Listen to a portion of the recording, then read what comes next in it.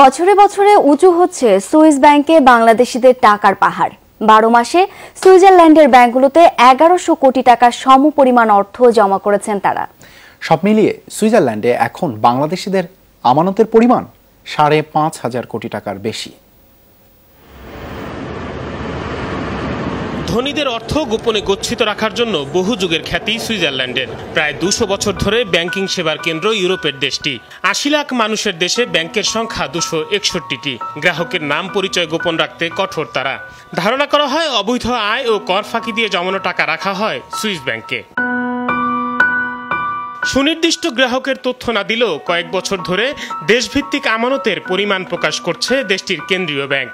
Swiss national bank থেকে বৃহস্পতিবার প্রকাশিত প্রতিবেদনে দেখা যায় 2016 ডিসেম্বরে সুইজারল্যান্ডে বাংলাদেশিদের আমানত দাঁড়িয়েছে 66 কোটি 19 লাখ সুইস ফ্রা, দেশি মুদ্রায় 5,566 কোটি টাকা। ঠিক এক বছর আগে এই অঙ্ক ছিল 55 কোটি 8 লাখ ফ্রা বা 4,500 কোটি টাকা। এক বছরে সুইস ব্যাংকে বাংলাদেশিদের আমানত বেড়েছে 1,149 কোটি টাকা। সুইস কেন্দ্রীয় ব্যাংকের ঘোষণা অনুযায়ী কোনো বাংলাদেশি নাগরিকত্ব গোপন রেখে অর্থ জমা রেখে থাকলে ওই টাকা এ হিসেবে অন্তর্ভুক্ত নয়।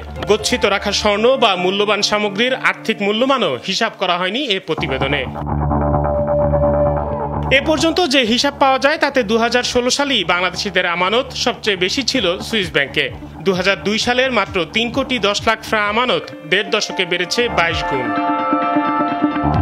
কেন্দ্রীয় ব্যাংকের হিসাবে সামগ্রিকভাবে আমানত অনেক কমেছে সুইস ব্যাংকগুলোতে। বিশ্লেষকরা বলছেন সুইজারল্যান্ডে গোপনীয়তা কমতে থাকায় অনেক ধনী এখন অবৈধ টাকা জমা রাখার জন্য ঝুঁকছেন Luxembourg, Cayman Island, British Virgin Island, Panama কিংবা বারমুডার মতো ট্যাক্স হ্যাভেনের দিকে। ইব্রাহিম বিন হারুন, যমুনা নিউজ।